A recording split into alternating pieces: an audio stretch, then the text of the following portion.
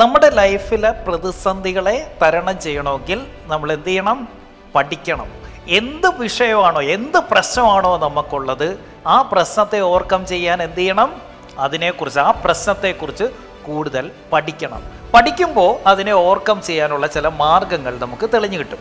തെളിഞ്ഞു കിട്ടിക്കഴിയുമ്പോൾ first you should learn about that problem.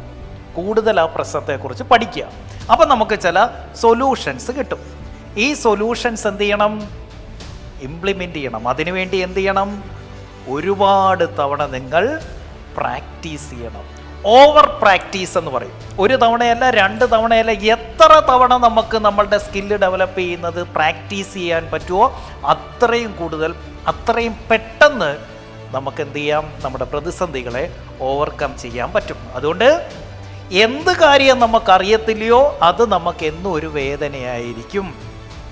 നമ്മളുടെ ഇൻഡസ്ട്രിയിൽ, നമ്മളുടെ പ്രവർത്തന മേഖലയിൽ എന്തൊക്കെ കാര്യങ്ങൾ നമുക്കറിയില്ലയോ ആ അറിവില്ലായ്മ എന്നും നമുക്ക് പ്രശ്നങ്ങൾ തന്നുകൊണ്ടേയിരിക്കും. അതുകൊണ്ട് നമ്മൾ എന്ത് ചെയ്യുക?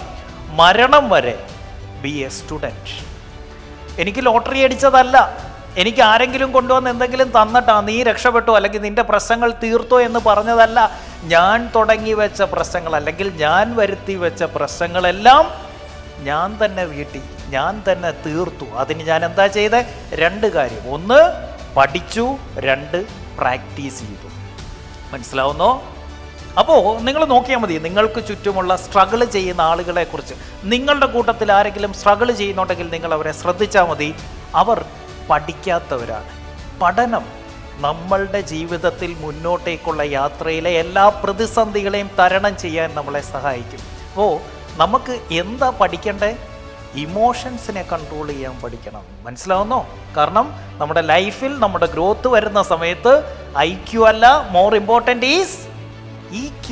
ഇമോഷണലി നമുക്ക് ഇൻ്റലിജൻസ് നേടാൻ പറ്റണം.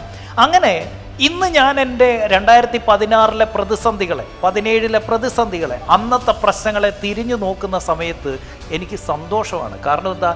ആ പ്രശ്നങ്ങൾ അന്ന് ഉണ്ടായത് എന്തിനു വേണ്ടിയാ? എന്നെ കൂടുതൽ ശക്തനാക്കാൻ. അപ്പോൾ നിങ്ങളുടെ ജീവിതത്തിൽ നിങ്ങൾക്ക് എന്തൊക്കെ പ്രശ്നങ്ങൾ ഇപ്പോൾ ഉണ്ടോ അത് വന്നത് നിങ്ങളെ നശിപ്പിക്കാനല്ല, പകരം നിങ്ങളെ കൂടുതൽ ശക്തരാക്കാൻ വേണ്ടിയിട്ടാണ്. അതുകൊണ്ട് എന്ത് ചെയ്യണം?